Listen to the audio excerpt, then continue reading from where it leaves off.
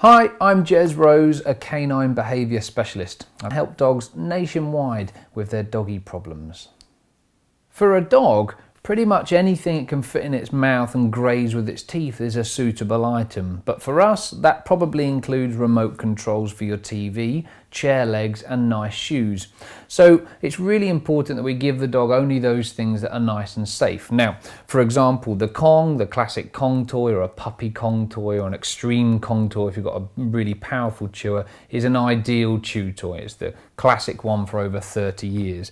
But there are other items like Nylabone is another great example of a product you can get from your pet store, or of course the really awesome Stagbar. And these are just ethically sourced antlers from stags, and not only do the dogs love chewing them, but they get really good self-reward through licking and grazing all of that marrow bone out of the inside as well. So there are lots of natural healthy products like Stagbars on the market.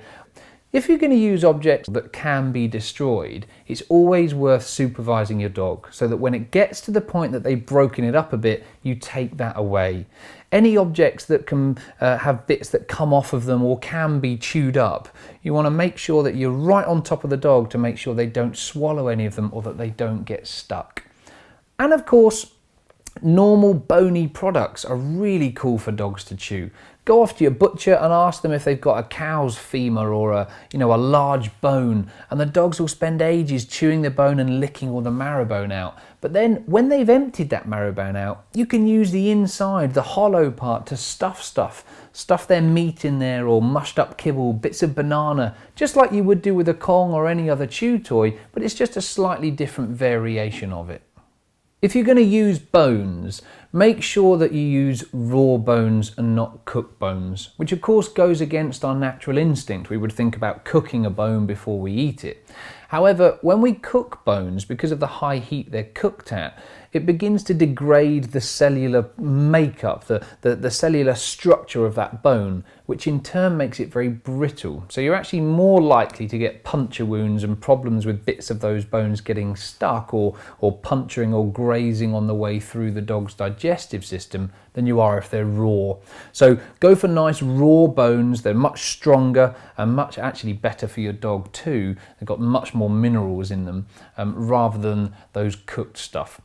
But of course, you might want to look at soft items too. My dogs love some old socks that have been tied up into a long chain, and they like gnawing and chewing the soft, the knots, and then of course you can put newspaper inside some of those socks and tie those up so they've got different textures to chew. Textures as well as different sizes of objects are really important for dogs to explore. Different things that they can put in their mouths that feel a bit different, so it's not just rubber or it's not just bone all the time. Because chewing and boredom go hand in hand, i.e. when the dog gets bored, it's going to chew, having something to chew all the time is really important for the dog. We're not there to regulate when they feel a bit bored or just perhaps want to chew. So make sure there's something always on hand that they can go off and chew.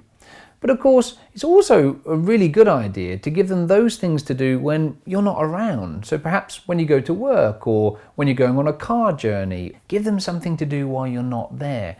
As with all toys, it's a really good idea to rotate those regularly, because if you end up with just all of your dog's toys everywhere, they become used to and familiar with those items. So the one thing I always suggest is if you have got lots of dog toys around now, this is the first thing you do. Take away all of those toys, put them in a cupboard somewhere, and just bring one toy out. And the toy I would recommend you bring out is something like a Kong that delivers food as well, so they get used to it for that 1 week. Something that has multiple uses. You can play with, you can bounce around, you can throw, you could take it out on a walk and play with. And then start to rotate those items. So maybe bring 2 or 3 toys out, but every couple of days swap them for something new, something different. I have a whole big box of toys that I've accumulated over the last probably 5 or 6 years of different toys, everything ranging from, a stuffing-free duck and different sized Kongs to plastic bottles to tugger rugs to every dog toy you could imagine. And my dogs every 3 or 4 days get new toys. So we put the toys they've been using for those 3 days in a box and bring some new ones out. just to keep them on their toes. It's fantastic stimulation that every 3 days they get different toys they're completely forgotten about. And their favourite ones sometimes are there and their favourite ones sometimes are not. So that when they come back out, they really enjoy playing with those chewy toys. So chewing is a really normal behaviour. It's really good that dogs chew. They have to chew. Just make sure they know what to chew. Go off and buy some stuff specifically that you are okay with your dog chewing. We've mentioned a few here, and teach your dog to chew those things and not other things in your life and in your house, and then you'll have a very happy dog and a very happy home.